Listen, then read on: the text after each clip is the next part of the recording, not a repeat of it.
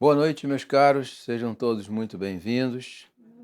Vamos dar continuidade ao nosso estudo do Catecismo Tradicional de São Pio X e, é claro, indo para a segunda parte, dentro do grande ciclo dos sacramentos, nós vamos continuar e hoje terminar os estudos sobre o sacramento da confirmação, ou do crisma, né? Que nós iniciamos na última aula. É sempre bom a gente trazer a lembrança dos primeiros estudos. É claro que na aula de hoje não haverá um aprofundamento tão grande quanto o que foi feito na primeira aula, mas é sempre bom lembrar os efeitos que esse sacramento produz em nós para nós darmos continuidade a um centro desse sacramento. Nós precisamos entender e que foi bastante deturpado durante as últimas décadas.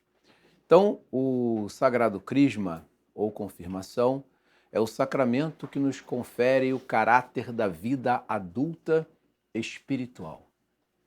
Nós vimos que a infância espiritual é o batismo, é como se fosse uma criança, e, mesmo que sendo um adulto, mas só alcançamos a plenitude, a vida madura espiritual dos sacramentos quando nós recebemos o Sagrado Crisma.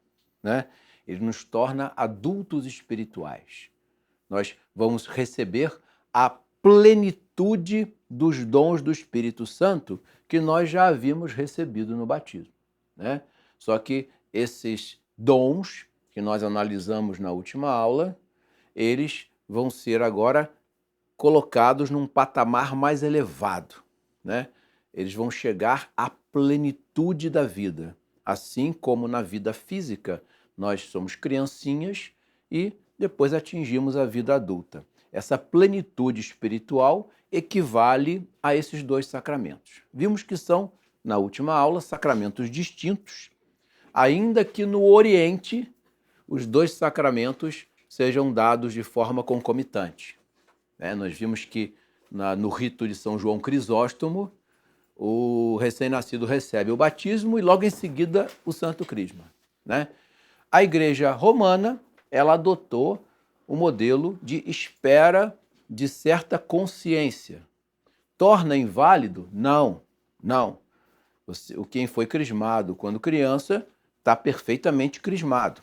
Mas a Igreja Latina, a Igreja Romana, sempre entendeu que é preciso esperar um certo entendimento, ou seja, a idade da razão, para que esse sacramento seja recebido.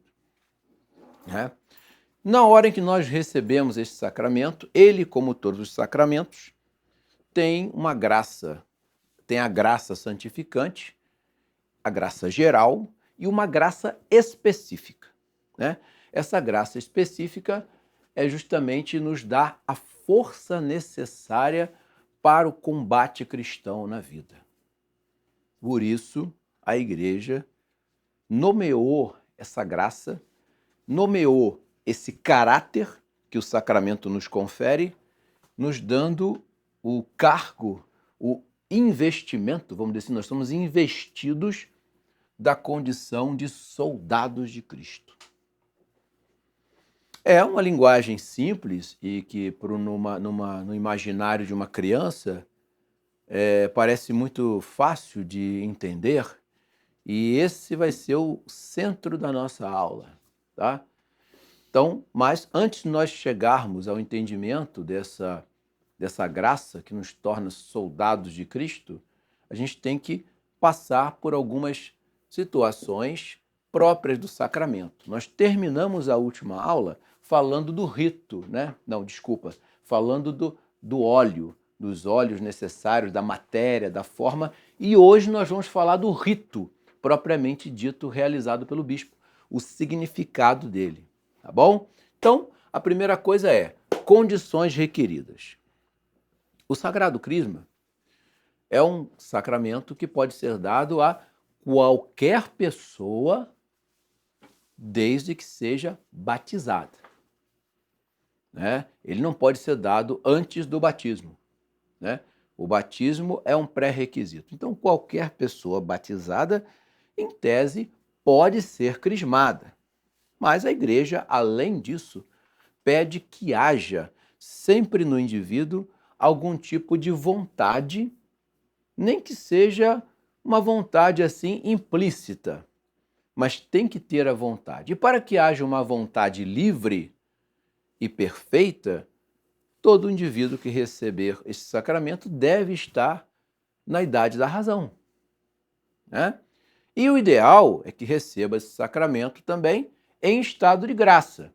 Ainda que, se o recebesse em pecado, cometeria um sacrilégio, mas não deixaria de receber o sacramento. O que aconteceria? Eu falei isso na última aula também. No dia em que ele fosse se confessar, ele receberia as graças todas do sacramento depois, tá? Mas o caráter que imprime na alma de um crismando e depois de um crismado, esse vai ser feito, vai ser realizado pelo próprio ato do sacramento, porque senão não seria sacramento, né? Ex opere operato, né? Ele realiza-se por ele mesmo, né? Tudo isso nós de alguma maneira já vimos, né? Então essas condições requeridas fazem com que o sacramento seja dado a nós quanto à sua validade. Não há o menor problema. Quanto à licitude, né? Às vezes pode acontecer algumas situações como essa do sacrilégio. Não era lícito o indivíduo receber, mas ele recebeu. E depois a coisa foi corrigida pela graça, pela confissão sacramental. Mas o ideal é que o indivíduo tenha consciência do que ele está recebendo. Outra coisa que a igreja pede também é que haja uma instrução ao crismando. Ou seja, ele precisa estudar sobre aquele sacramento, ele precisa saber o que ele vai receber. Por conta disso, houve uma grande confusão histórica. Por quê? Alguns autores antigos e outros até muito recentes afirmam que a crisma é uma confirmação do batismo. Da onde que esses indivíduos tiraram esse equívoco? Tiraram do fato baseado nesse pré-requisito, de que o indivíduo tenha algum conhecimento de doutrina para receber o sacramento. Então, por conta desse pré-requisito, na antiguidade, os bispos costumavam fazer uma sabatina, um catecismo, um pouco antes do indivíduo receber o sacramento. Então o bispo chamava lá o crismando e começava a tomar o catecismo dele. E ele começava então a confirmar o indivíduo em tudo aquilo que ele tinha recebido do batismo. Por conta desse ato, começaram a imaginar que a crisma fosse uma confirmação do batismo. Por isso que a confusão foi feita. Mas o que o bispo fazia ali não era confirmar o batismo, era ver se o indivíduo estava apto para receber o novo sacramento. Como a coisa era feita coladinha ali com a cerimônia, dava a impressão que o sagrado crisma era uma confirmação do batismo. E muita gente repetiu isso, mas isso é completamente falso, tá? O sacramento, o santo crisma ou confirmação, ele é distinto, completamente distinto do sacramento do batismo. São dois sacramentos completamente diferentes, tá? A confusão se deu por causa disso. Hoje está completamente resolvido. Se alguém hoje afirma isso, afirma equivocadamente, tá? A igreja nunca ensinou que era confirmação do batismo. Essa confirmação aqui, nós vimos na última aula, que confirmar significa firmar, tornar mais sólida a vida espiritual do indivíduo. Esse é que é o sentido de confirmação. E não para confirmar o sacramento anterior. Não é nada disso, tá bom? A confusão veio por causa desse pré-requisito. Então, a Igreja Romana passou então a instruir aqueles que queriam se aproximar deste sacramento. Vimos também que o sacramento não é obrigatório para a salvação, tá? Qualquer um pode se salvar sem o Sagrado Crisma. Mas negligenciar esse sacramento, aí você já está cometendo uma falta grave, porque você não recebê-lo por impedimento, por falta de oportunidade é uma coisa. Agora, podendo recebê-lo, rejeitá-lo, não, aí já não é devido, tá? Então, essa é mais ou menos a situação. O que faltou, e a gente precisa esclarecer hoje, é a questão do apadrinhamento, do padrinho e da madrinha, né? No sacramento do batismo, o parentesco espiritual tem uma condição mais profunda. Tanto que os padrinhos de batismo de uma pessoa estão impedidos de contrair matrimônio no batismo. E, curiosamente, até o século XVI, havia esse impedimento também por parte dos padrinhos da confirmação. Mas a igreja desfez isso posteriormente, explicando o seguinte, que o padrinho ou madrinha de crisma, eles têm um parentesco espiritual, mas não é o mesmo do batismo. Logo, não há impedimento de matrimônio entre o crismando e o seu padrinho. Mas, professor, como é que é isso? Se o padrinho tem que ser do mesmo sexo, né? Mas é porque em situações onde isso é necessário, na falta de um padrinho do mesmo sexo, pode escolher um padrinho de sexo oposto. Não é proibido, não. Ainda que a prática se peça que o padrinho seja do mesmo sexo, né? Então, um menino vai escolher um rapaz, um homem, e uma menina vai escolher uma senhora, uma moça, tá? Mas não deu, não tinha na hora, só tinha um menino para se crismar e a única pessoa possível de realizar o apadrinhamento era uma mulher. Ah, então pode pôr nesse caso. Esses dois estão impedidos de se casar? Não, não estão. Nesse sacramento aqui, não estão. Não há impedimento de matrimônio, tá? Mas no caso do batismo, há impedimento de matrimônio, tá? Não pode haver casamento entre padrinhos de batismo e os seus afilhados. Agora, entre os padrinhos de crisma, pode, tá? Então, esse apadrinhamento, assim, como é que funciona? Né? Você deve escolher quem? Quem deve ser o seu padrinho de crisma?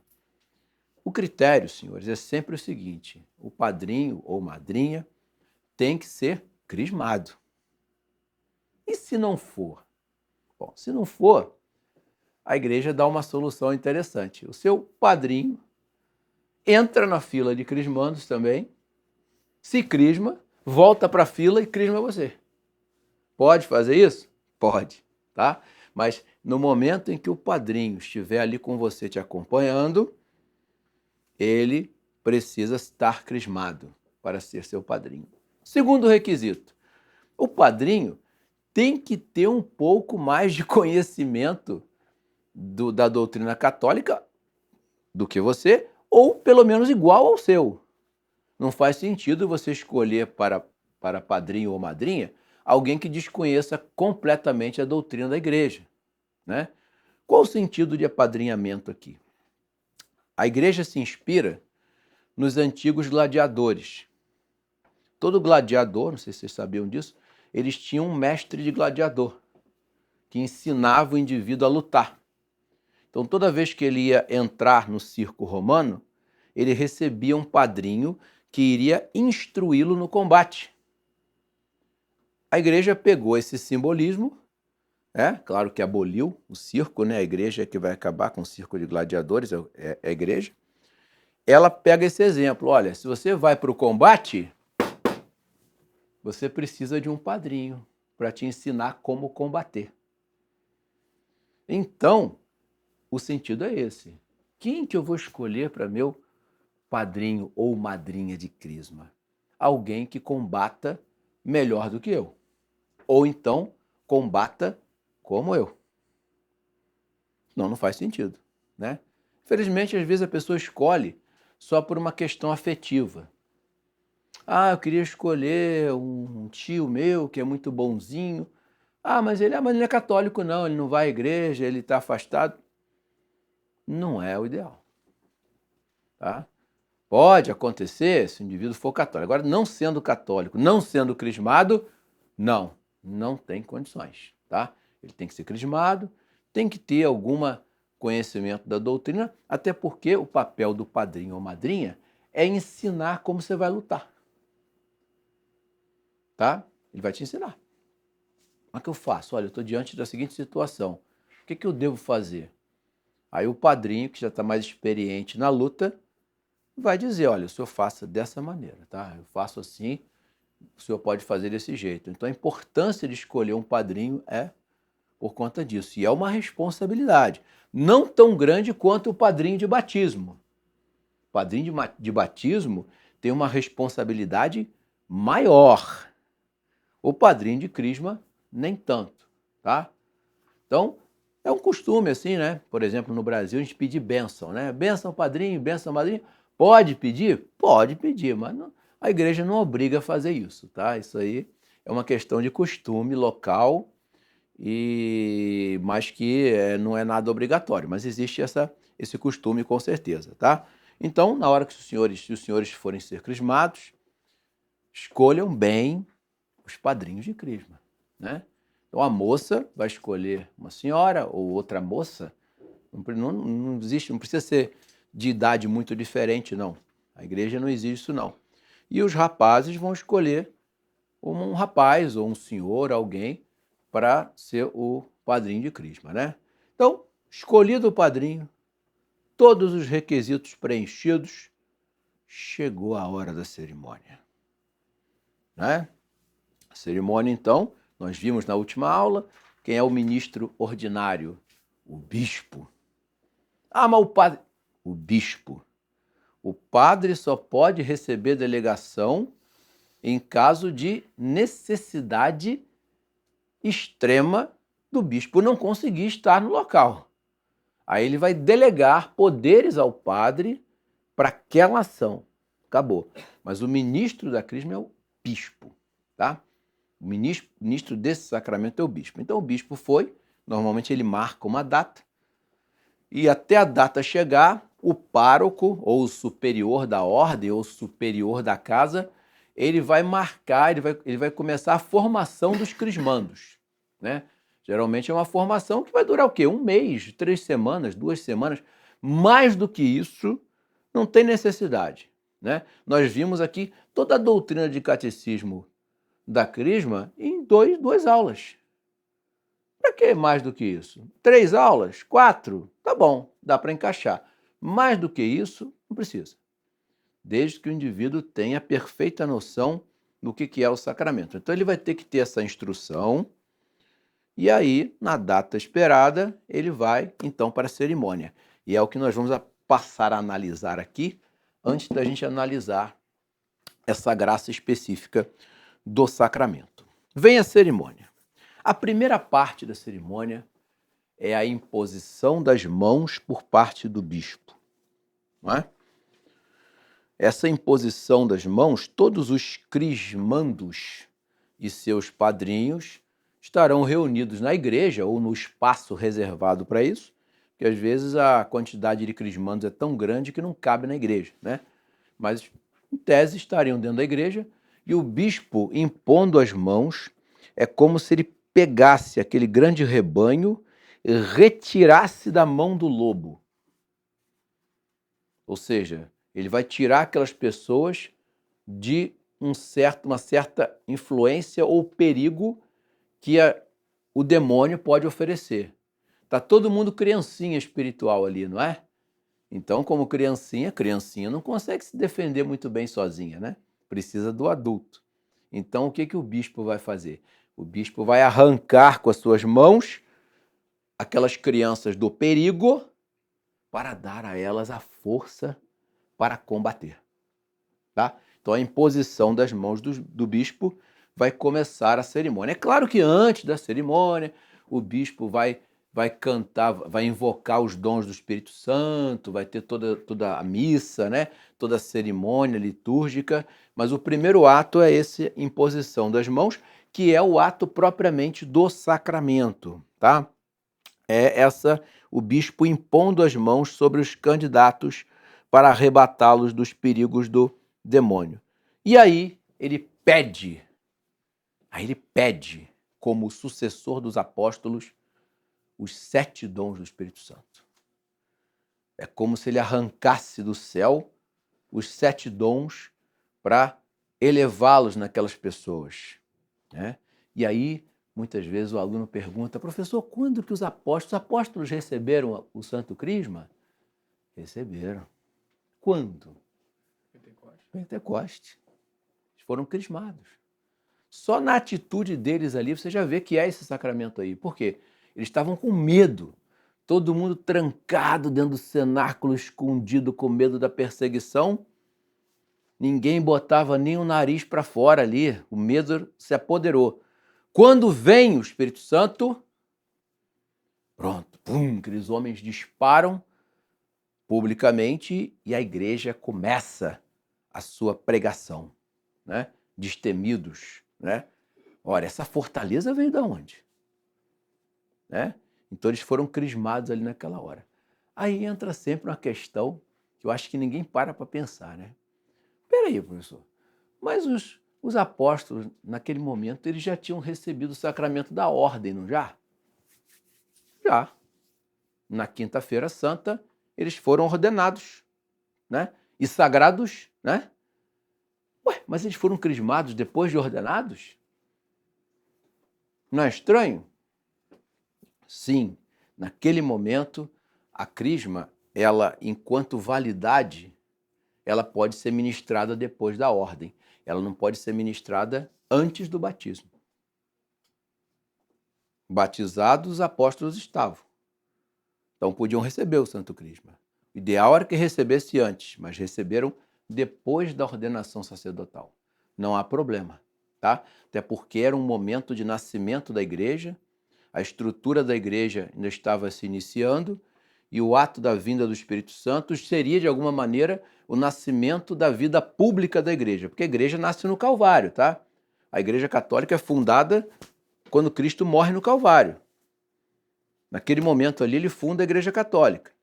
Tanto que a sinagoga, o véu rasga e a pedra do templo se quebra, dando a entender que acabou a sacralidade da antiga aliança. Agora a igreja nasceu. Só que a vida pública da igreja começa em Pentecoste, tá? Então ali os apóstolos foram crismados, tá? Ali eles receberam a plenitude das graças do batismo que eles já tinham recebido anteriormente, tá? Mas é só uma questão que não viola o sacramento, tá? Agora, batizados eles estavam. Batizados todos eles já estavam, então estavam aptos a receber o sacramento da confirmação. Perfeito?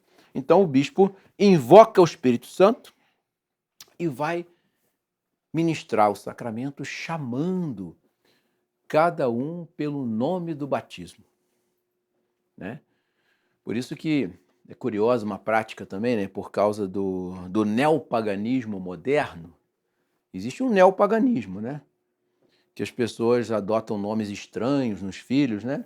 Às vezes, coitado, adota sem muita culpa, porque não tem a devida instrução, isso é natural que aconteça. Então, os bispos mais prudentes, eles, nessa hora, podem acrescentar um nome cristão à pessoa. É claro que não vai valer para a vida civil, mas pode valer para a vida espiritual. Por exemplo, o indivíduo que se chamasse, sei lá, um nome assim bem... Darwin. Como? Darwin. Aí o bispo falou assim, não, Darwin não é um nome cristão. Ou então, sei lá, o indivíduo se chamasse Baco, né? Aí, não, bota José. Aí vai ser José Baco. Por quê? Né? Entendeu? Pode acontecer esse tipo de coisa, entendeu? E aí o bispo vai ver, ele vai olhar o nome dos crismandos, tudo direitinho, tal, não sei o quê, ele vai ver se existe uma associação cristã, aquilo, no nome e tal. Mas, em geral, ele observa isso. Se a coisa for muito gritante, ele muda o nome da pessoa, né? Mas na hora ali, Não vai mudar o documento, não, tá? O documento civil vai continuar igual. Mas na hora ali ele pode adotar um nome para dar um sentido católico à pessoa, né? E aí ele vai chamar o indivíduo pelo nome, né? Para dar prosseguimento. Só que nesse momento a coisa tem que ser individual. Aí já é a hora que vai formar a fila. O padrinho tem que botar a mão direita sobre o ombro direito do crismando. E tem que fazer isso quando estiver se aproximando de receber o sacramento, seguir nessa direção até ele, né? Com a mão direita no ombro direito, dizendo assim, olha, esse aqui é meu pupilo, esse aqui eu tomo conta, esse aqui eu instruo. O sentido é esse, tá? Então você vai chegar diante do bispo, o crismando vai se ajoelhar, o bispo vai estar sentado num trono ou numa cadeira especial, ele vai se ajoelhar diante do bispo e o padrinho vai ficar ali atrás com a mão no ombro, né? Não pode tirar aquela mão, né? Para dar o sentido assim, ó, esse aqui é que vai receber a instrução para o combate da minha parte. O sentido é completamente esse, tá? Pois muito bem. Aí ele vai fazer, então, a unção do Santo Crisma em forma de cruz na testa do crismando, né? Aí ele vai fazer a unção, e até existe uma instrução interessante que só quem pode tocar com as mãos o óleo sagrado é o bispo. Então, existe uma coisa assim, né, que por instinto a gente faz, mas não deve fazer. Na hora que o bispo faz o sinal na testa e você acaba a cerimônia, o indivíduo vai lá e faz o sinal da cruz. Quando ele faz o sinal da cruz, ele toca o óleo sagrado. Não pode fazer sinal da cruz. Segura a mão lá embaixo, né? O bispo vai passar o óleo na sua testa e logo em seguida ele vai tirar com um algodãozinho, né? Para quê? Porque o óleo já vai entranhar na sua pele e ao entranhar na sua pele, a matéria do sacramento já foi dada a você, tá? Então o bispo faz a unção pronunciando as palavras do rito, né? Eu te marco com o sinal da cruz, com o crisma da salvação, em nome do Pai, do Filho, do Espírito Santo, que nós vimos na última aula, que é justamente a forma do sacramento. Aí, realizado isso, ele vai proceder ao tapa no rosto do indivíduo, né? Esse significado do tapa está completamente ligado a essa questão aqui do caráter de soldado de Cristo. Por quê? Primeira pergunta antes do tapa. Eu dei forte em mim, mas tudo bem. Mas primeira questão é, por que se marca no rosto? Por que não marca no pulso? Não marca aqui no peito? Por que se marca no rosto? Porque o rosto é a coisa mais aparente que nós temos de nós. Né? Quem olha para você, qual é a primeira coisa que vem em você? Seu rosto. Não é verdade? Então a cruz de Cristo, a luta que nós vamos travar agora, nós temos que, sem vergonha, apresentarmos para o mundo. Por isso que marca a cara, o rosto. Ou seja, mostrar quem você é. Você agora é um soldado de nosso Senhor Jesus Cristo, tá? E o tapa? O tapa é um aviso, ó, se prepara, porque as agruras da vida virão. Você está preparado para o que vai enfrentar daí para frente? O sentido é esse, tá? É claro que é um tapa de leve, tá? A gente brinca, vai dar um tapa pesado, não é. É um leve tapinha no rosto, só para marcar que, olha, você vai receber todo tipo de ataque, todo tipo de contrariedade, mas seja firme, porque agora você tem as armas para resistir a isso.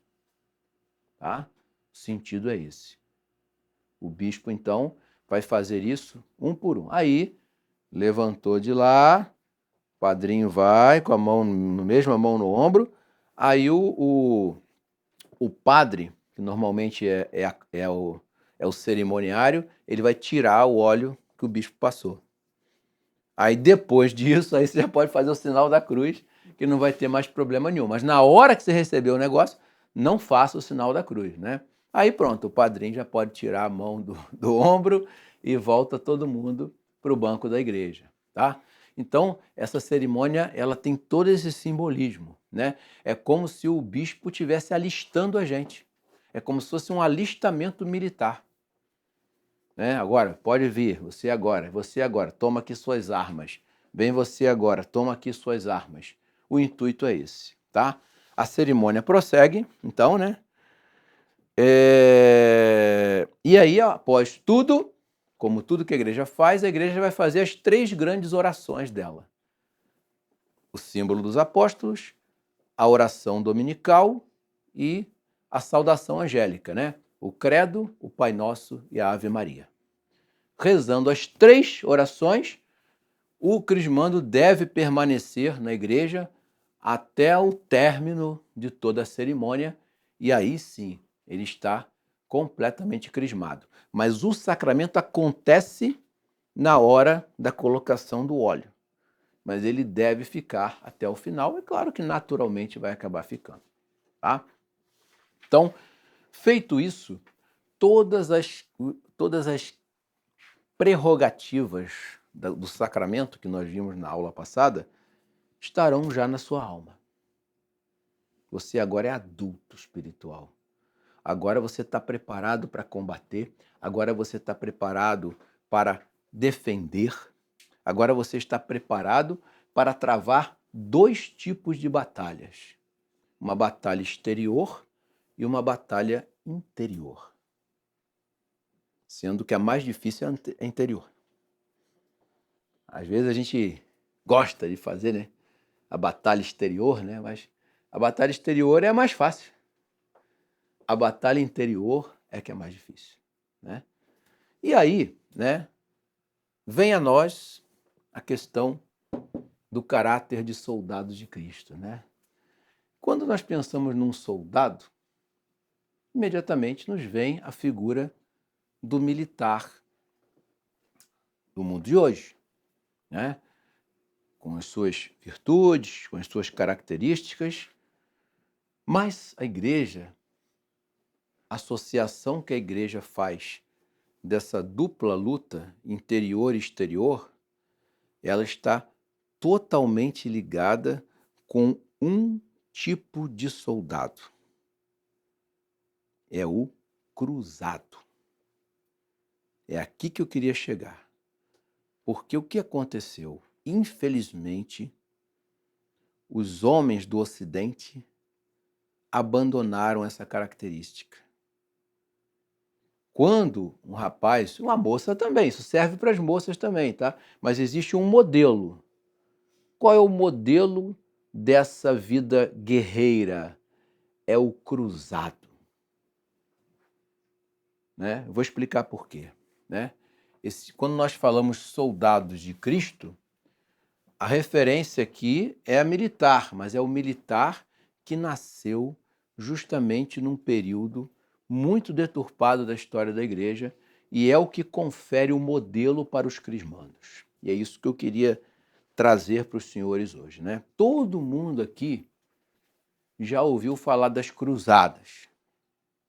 Muito mal, né? A maioria, pelo menos, vai ouvir falar muito mal desse período, como sendo um momento de violência, de guerra, de intolerância e tudo mais, quando, na verdade, a análise das cruzadas nos leva a entender que foi um momento que trouxe grandes benefícios para o Ocidente e houve uma necessidade daquilo tudo acontecer, né?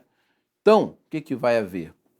Quando esse modelo vai ser forjado? A gente sabe que a Idade Média ela nasceu da influência da igreja com os bárbaros, cultura germânica, e o que restava do Império Romano.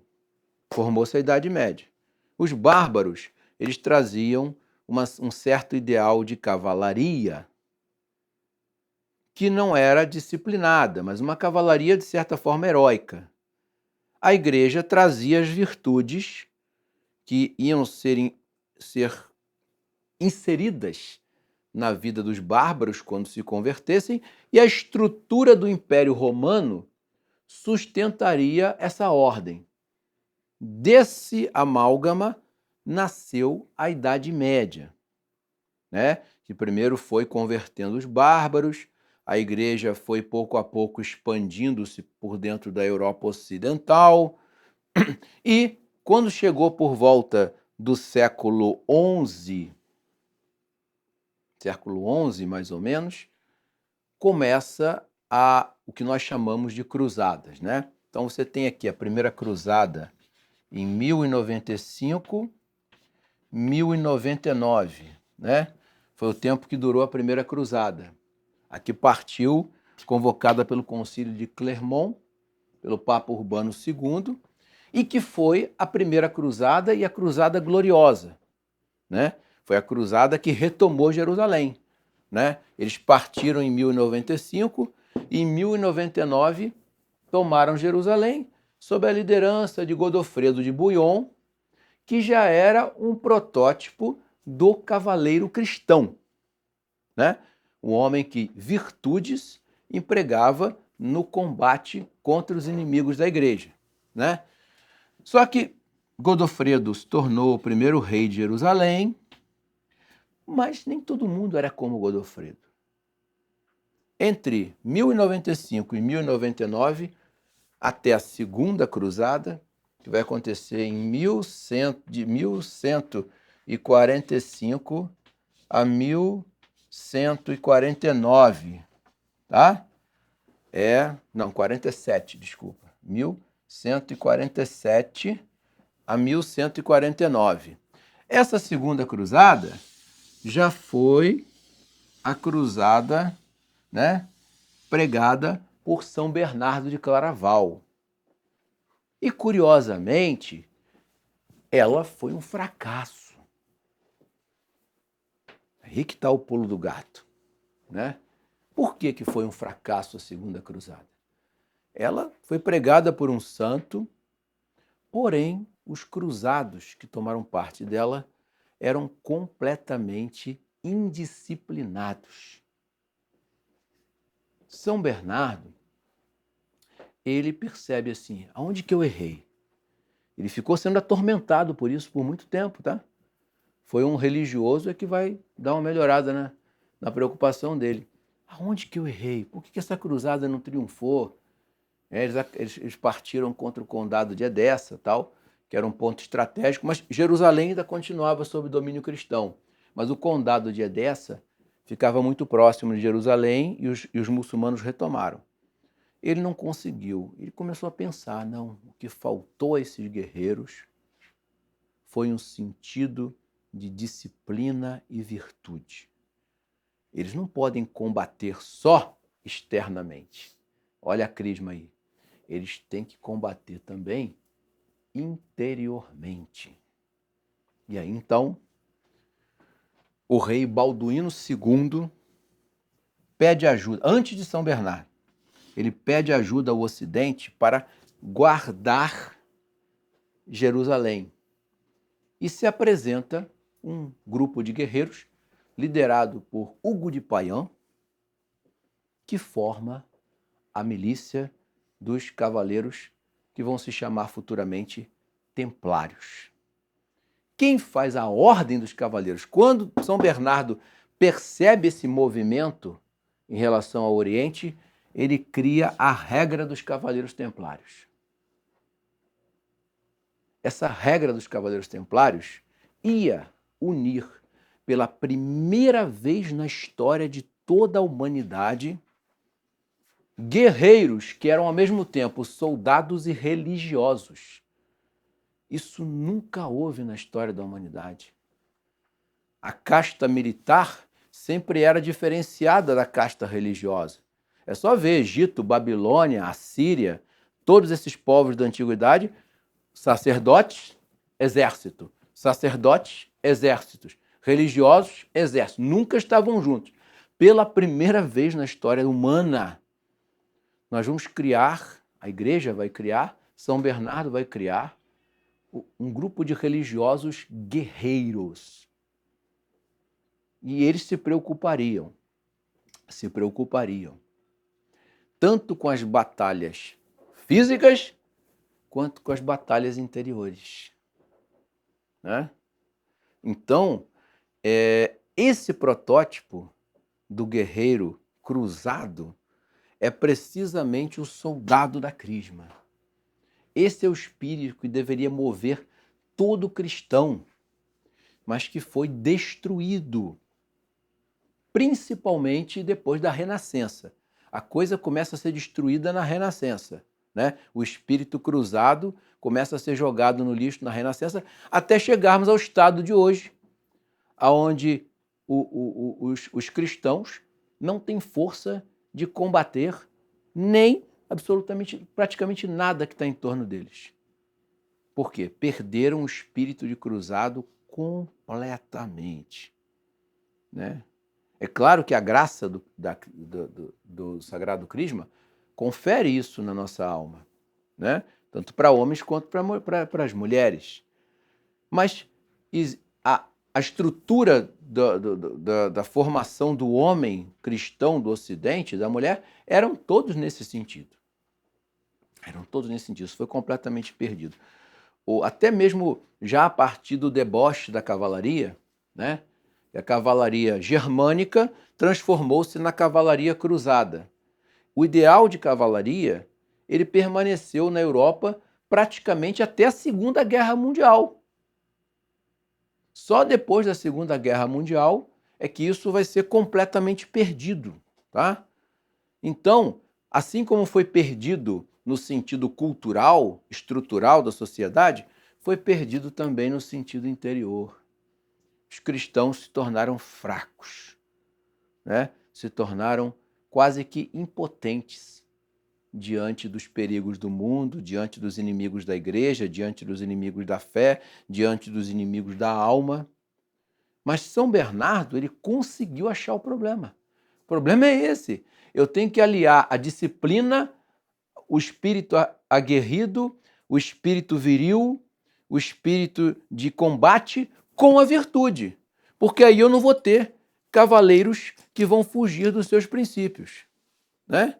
A gente sabe que as cruzadas, ao final delas, foram 8 cruzadas, elas não conseguiram recuperar Jerusalém, mas elas estruturaram o sentido cristão do mundo ocidental. A civilização cristã atingiu seu auge no período das cruzadas. Foi quando houve uma unidade medieval. Tudo na Idade Média era fragmentado. O único momento de unidade medieval, a primeira tentativa foi o Carlos Magno, né? Morreu Carlos Magno, Tratado de Verdun, pá, rachou tudo. O que vai novamente dar uma unidade é a fé católica. E o espírito católico ficou completamente impregnado do espírito cruzado. É como se os cidadãos, os cristãos, estivessem preparados para os combates da vida. Ah? Então, São Bernardo vai dar continuidade aos seus ensinamentos. A cruzada não consegue libertar Jerusalém. Saladino vai tomar Jerusalém depois da Terceira Cruzada. A Terceira Cruzada, ela é chamada Cruzada dos Reis, né? Eles vão perder Jerusalém. Aí vai ter a Cruzada dos Reis, com Ricardo Coração de Leão, Filipe Augusto de França e Frederico Barbarroja, né? Só que também falha tudo, né? Porque o Ricardo Coração de Leão já estava quase conseguindo tomar Jerusalém, Saladino já estava entregando os pontos, ele tem que voltar para a Inglaterra para resolver o problema dele, porque o irmão dele estava querendo usurpar o trono, né? Então ele faz um acordo com Saladino, eu não vou acabar com você não, mas por favor, cuida você vai permitir que todos os cristãos entrem e saiam de Jerusalém sem perseguição, sem cobrança, sem imposto, sem nada. E os locais sagrados serão entregues aos cristãos. Concorda? Eu acabo com você. Claro que Saladino aceitou. né? Olha a diferença, né? De um rei católico, de um governante católico, né? Saladino aceitou, mas permaneceu em Jerusalém em poder dos islâmicos. Saladino morre. Saladino, apesar de ser islâmico, ele era um homem que tinha um senso de respeito, né? Ele morre, a coisa só vai piorando para o lado dos cristãos. A Quarta Cruzada foi um fiasco, e aí os historiadores, quando falam de cruzadas, eles tomam só a Quarta Cruzada, que foi a cruzada mais absurda. O Papa excomungou todos os cruzados da Quarta Cruzada. Inclusive, porque ao invés de eles irem para as cruzadas, eles tentaram ir para Jerusalém pelo mar, passando por Veneza. E os venezianos falaram assim, olha, eu ajudo vocês a combater, mas vocês primeiro têm que ajudar a gente a combater nossos inimigos comerciais daqui. Olha já o mercantilismo nascendo, né? E aí, os cristãos, ao invés de combaterem os muçulmanos, vão combater uma cidade cristã, a cidade de Zara, né? Então, eles vão atacar Zara, destruir Zara, saquear Zara cristã. O Papa, quando soube disso, excomungou todo mundo e disse, essa cruzada não pode ser repetida, tal. Então, os historiadores tomam essa cruzada como objetivo das cruzadas. Nós vamos ver que as próximas cruzadas, por exemplo, quinta e sexta cruzada, já tentaram recuperar alguns pontos de domínio muçulmano, e as duas últimas cruzadas feitas por São Luís IX foram cruzadas santas, mas serviram muito mais para dar um respiro aos cristãos do Oriente, principalmente do Egito e da Síria, né? Onde São Luís foi fortificando as resistências cristãs, né? E recuperou algumas coisas que foram saqueadas pelos muçulmanos. As cruzadas terminaram, Jerusalém não foi retomada, mas a cristandade se estabeleceu em cima de bases cavaleirescas, tá? E isso deveria impregnar a alma de todo católico, mas infelizmente assim não foi, tá?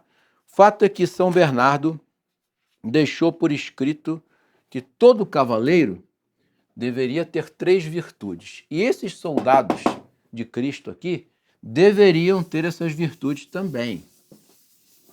Além, é claro, né, das virtudes teologais, que já se recebe no batismo, as virtudes cardeais, que são as virtudes que dão suporte a outras virtudes contra os vícios. Além dessas virtudes, o soldado de Cristo deveria ter a virtude do vigor. O que é vigor? É suportar contrariedades, suportar a dor, suportar o sofrimento, sem esmorecer, né? A outra virtude que não poderia faltar ao cruzado ou soldado de Cristo é a coragem. Coragem era algo que faltava, hoje falta muitas pessoas coragem para realizar qualquer coisa. São Bernardo tinha percebido isso. Ele observou isso na cruzada que falhou. A lealdade ao grupo. Isso não existe mais, hein? Lealdade ao grupo. Ou seja, se sacrificar como um corpo, né? Atingiram o meu braço, o outro braço vai defender, tá? Ou seja, a lealdade do grupo. E o quarto, o espírito de sacrifício. O templário não podia retroceder na batalha. Sabiam disso? O espírito de sacrifício. O cruzado não podia retroceder. Tem 200 contra mim. Vou morrer, mas não vou deixar de lutar. O espírito cruzado era esse. Tá? Quem leu a obra aqui do Centro Dom Bosco é História de Portugal, de João Ameal, tem um capítulo que ele trata só sobre os templários. Por que templários, né? Porque o rei, quando convoca esses cavaleiros entre as duas primeiras cruzadas para se estabelecer em Jerusalém, ele concede uma antiga mesquita muçulmana, que eles tinham sido recuperada, que foi construída em cima de onde era o Templo de Salomão. Então, como eles residiam nesse local do antigo Templo de Salomão, eles receberam o apelido de Templários, por causa do Templo de Salomão. Mas o nome deles era Ordem dos Pobres Cavaleiros de Jesus Cristo. Né? Essa Ordem dos Pobres Cavaleiros de Jesus Cristo tinha como emblema 2 cavaleiros montados num só cavalo, né? Que simbolizava a pobreza dos cavaleiros e a lealdade ao grupo, né? Aqui, tem um aqui, ó, tem um templário aqui representado, né? Então, essa lealdade ao grupo já estava no emblema dos Cavaleiros de Cristo. É claro que a gente sabe que no século XIV os templários já eram mais banqueiros do que cavaleiros, né? E por conta disso, aguçou lá a cobiça do rei da França, que mandou queimar todo mundo, condenou a ordem, a igreja acabou mandando retirar os bens dos templários e dar para a ordem de São João ou dos hospitalários, e a igreja suprimiu a ordem e na França todos eles foram condenados. Quando o Papa remete essa ordem ao reino português, governava Portugal Dom Dinis, né? O rei sábio de Portugal, e o rei fala assim, é para acabar com os templários? Então, calma aí.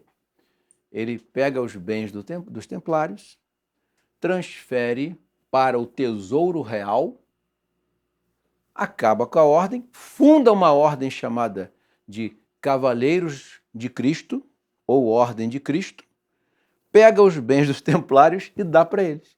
E só trocou de nome. Não fez nada contra os templários, né? Essa ordem foi fundamental para a criação da formatação da cultura portuguesa e chegou aqui com Pedro Álvares Cabral, que era membro da Ordem de Cristo, né? Que para mim é o emblema mais significativo da história do Brasil, é a cruz da Ordem de Cristo. Porque é como se os templários tivessem chegado aqui. E, de fato, de alguma maneira, chegou, né?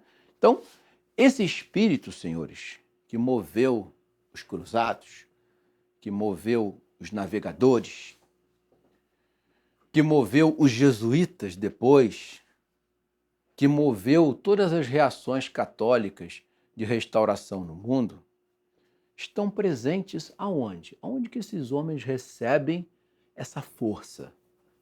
Nesse sacramento aqui. E correspondem a ele.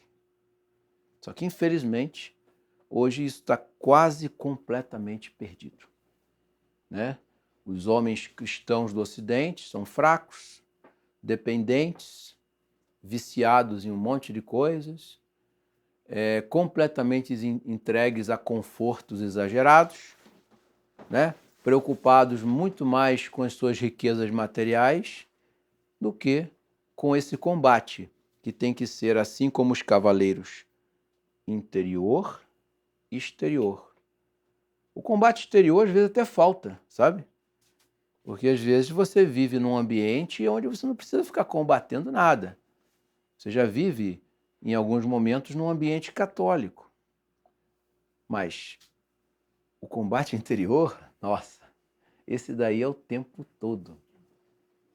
Né? É o tempo todo. Então, esse espírito de cruzado, esse espírito de soldado, é o que é a grande bandeira do sacramento do Santo Crisma. Perfeito, senhores? Então, a gente encerra hoje o sacramento do Crisma e a confirmação, né? E na próxima aula, a gente já vai entrar no sacramento da Eucaristia. Não sei se eu estou enganado, mas acho que a sequência é a Eucaristia. Na Eucaristia, ele vai ser dividido em 3 aulas, porque são 3 fundamentos bem importantes a respeito desse sacramento. Ok? Bom, agora a gente pode abrir aí para as dúvidas, esclarecimentos, ou alguma coisa que os senhores queiram comentar. Diga. Um padrinho pode apadrinhar mais de um prejuízo? Pode. Na própria cerimônia e ao longo da vida? É ao longo da vida. Eu tenho 24. padrinhos de crisma. O general. Não, mas 24. Não, o senhor é o general. Sério mesmo, eu fui catar no padre lá, 24 afilhados. Eu não consigo lembrar de todos, né? Mas assim, geralmente chega um e fala, oi, padrinho, sua bênção. Oi, sua bênção, Deus te abençoe, né? Mas assim, eu não lembro, porque no decorrer da minha vida, assim, né? Vários, não tem problema não, você pode ter vários padrinhos, né? O batismo é que fica mais difícil, né? Porque a responsabilidade é maior. O padrinhado de crisma, se o grupo de pessoas estivesse em torno de você, você pode ter vários, não tem problema. Por exemplo, no dia, se você for chamado para padrinho, você pode no dia crismar 5, 6, né? Não tem o menor problema, tá? Não precisa ser abaixo de ser um, não pode ser, fulano, mas fulano já crismou ciclano, não tem problema, ele vai ser seu padrinho também. Até porque as funções são de conselho, né? Então, aconselhar um afilhado quando se tem uma necessidade, você pode fazer para várias pessoas, né? Então não há impedimento não. Quanto a número, não, tá? Na história, quando que se começou assim de forma comprovada falar sobre o sacramento do crisma? Com o nome de crisma? Com o nome de crisma foi no século V. Até então, o sacramento era chamado de imposição das mãos. Então, quando os padres da igreja utilizam o nome imposição das mãos, eles estão falando disso. Então, no século V, se fechou o nome. É crisma, tá? Ou confirmação. Tá? Foi a partir daí. Mas o sacramento tá escrito aí até da última aula, não foi? Imposição. Exatamente, imposição das mãos, tá? Foi nesse momento. Mas o sacramento era o mesmo, só que era chamado de forma diferente. Às vezes até alguns padres chamam de... Bom, agora eu não vou lembrar, porque eu posso estar confundindo com outra coisa. Mas é o mesmo sacramento. Como que você reconhece o sacramento? É pela matéria, pela forma e pelas graças que ele concede. Então você viu, forma é essa, matéria é essa, essas são as graças, então não importa como ele se chama, é um sacramento, é o sacramento do Sagrado Crisma. Diga, senhor. Eu posso perguntar sobre os templários? Claro.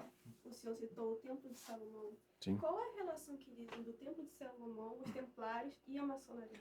Olha, senhorita, como é seu nome? Milena. Milena.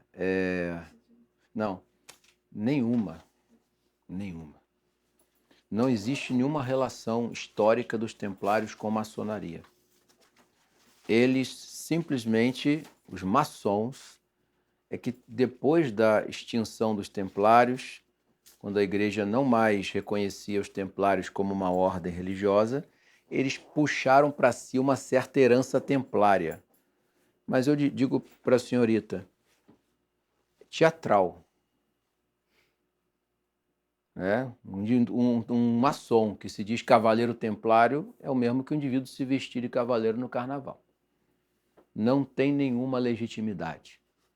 A ordem templária foi extinta pela igreja. Eu soube, não tenho certeza, que há umas décadas atrás ela foi restaurada. Mas assim, muito regional, assim, localmente, e para trabalhar com obras de caridade em hospitais, assim, como que de fato as ordens de cavalaria hoje tornaram-se ordens de filantropia, né? Não lutam mais, não sobem no cavalo, né? É só uma coisa mesmo de simbolismo. Mas a maçonaria não tem nada a ver com os templários. Eu sei que eles associam demais os templários à maçonaria, mas tudo isso, senhorita, está associada com as mentiras inventadas por Felipe o Belo para condenar os templários na França. Aí disseram que eles faziam bruxaria, que eles adoravam Bafomé, que eles faziam cultos satânicos. Tudo mentira, tudo mentira. O grande erro dos templários foi que eles se tornaram banqueiros. Tem um livro de uma historiadora francesa, vocês devem conhecer, Regine Pernod, em que ela escreve sobre os templários. O trabalho dela é bem conciso, profundo, historiográfico, e ela mostra o que são os templários. Isso aqui. qualquer outra coisa. Agora, se a senhorita quer, de fato, entrar no mundo templário, e o que restou dele é a Ordem de Cristo em Portugal. Ali os templários resistiram até o século XIX, porque a Ordem de Cristo ainda era uma condecoração usada no Império Brasileiro. Então é estudar a Ordem de Cristo. Aí a Ordem de Cristo é a continuação dos templários. No restante do mundo, tudo que era dos templários passou para a Ordem de São João dos Hospitalários. Então essa ordem atual de São João dos Hospitalários são os herdeiros dos bens dos templários, não são os templários. Agora, a Ordem de Cristo não. A Ordem de Cristo é a continuidade dos templários. Maçonaria se apoderou disso como símbolo, né? Eles pegaram isso como um símbolo e botaram para eles, né? E, infelizmente, hoje as pessoas, quando ouvem falar templário, pensam logo maçonaria, mas não existe nenhuma relação, né? Esse livro da Regine Pernod vai esclarecer bastante, senhorita. Né? Bom, então, senhores, eu agradeço. Vamos fazer uma breve oração para a gente encerrar. O nosso auxílio está no nome do Senhor, Que fez o céu e a terra. do Pai, do Filho e do Espírito Santo. Amém. Muito obrigado e até a próxima aula.